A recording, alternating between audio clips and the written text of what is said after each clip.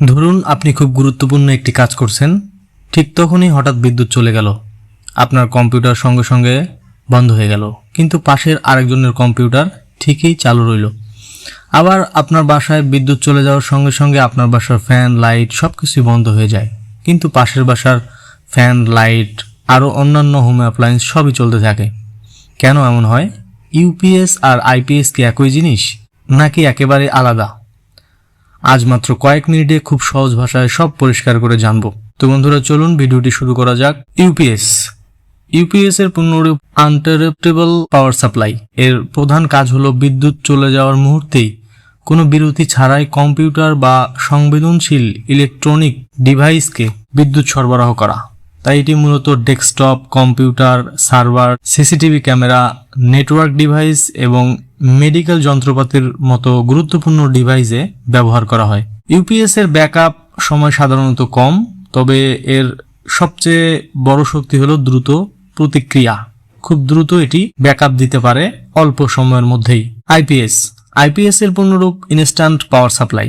এটি মূলত বাসা বা অফিসে বিদ্যুৎ চলে গেলে ফ্যান, লাইট, টিভি, রাউটার এবং অন্যান্য সাধারণ বৈদ্যুতিক যন্ত্র কিছু সময় চালিয়ে রাখার জন্য ব্যবহার করা হয়। আইপিএস এর সাধারণত বড় ব্যাটারি ব্যবহার করা হয়, তাই এটি অনেক বেশি সময় ব্যাকআপ দিতে পারে, লোডকে চালু রাখতে পারে। স্বাভাবিক অবস্থায় বিদ্যুৎ সরাসরি কম্পিউটারে যায়। একই সময়ে ইউপিএস এর ভিতরে চার্জার ব্যাটারিকে চার্জ করতে থাকে। যখন হঠাৎ বিদ্যুৎ চলে যায়, ইউপিএস এর ব্যাটারি এবং ইনভার্টার সঙ্গে সঙ্গে কাজ শুরু করে। মাত্র কয়েক মিলি সেকেন্ডের মধ্যে ব্যাটারির শক্তিকে আবার এসি বিদ্যুতে রূপান্তর করে কম্পিউটারকে বিদ্যুৎ সরবরাহ করে। এত দ্রুত এই পরিবর্তন ঘটে যে বেশিরভাগ ক্ষেত্রে কম্পিউটার বুঝতেই পারে না বিদ্যুৎ আসলে চলে গিয়েছে কিনা। আইপিএসও একইভাবে ব্যাটারিকে চার্জ করে রাখে, তবে এটি একসঙ্গে অনেক বেশি লোড, যেমন ফ্যান, লাইট, টিভি, বাড়ির ফ্রিজ, মোটর চালানোর জন্য তৈরি। কিন্তু বিদ্যুৎ চলে গেলে আইপিএস ব্যাটারির শক্তিতে ইনভার্টারের মাধ্যমে এসি বিদ্যুতে রূপান্তর করে বাসায় লোডে সরবরাহ করে। তাই এটি দীর্ঘ সময় বা ব্যাকআপ দিতে একটু সময় লাগে। এখন সবচেয়ে গুরুত্বপূর্ণ প্রশ্ন, কোনটি আপনার জন্য?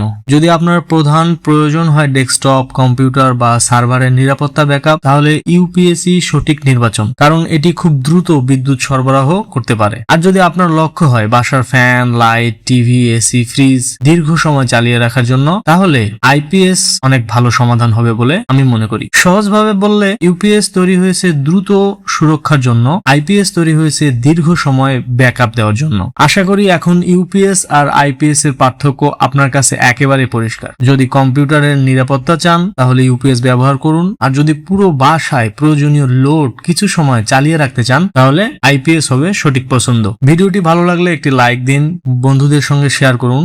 এমন আরো সহজ ভাষায় ইলেকট্রিক্যাল ও অটোমেশন বিষয়ক ভিডিও পেতে চ্যানেলটি সাবস্ক্রাইব করতে ভুলবেন না। তো বন্ধুরা, দেখা হচ্ছে পরবর্তী ভিডিওতে। সে পর্যন্ত সকলে ভালো থাকবেন, সুস্থ থাকবেন। আল্লাহ হাফেজ।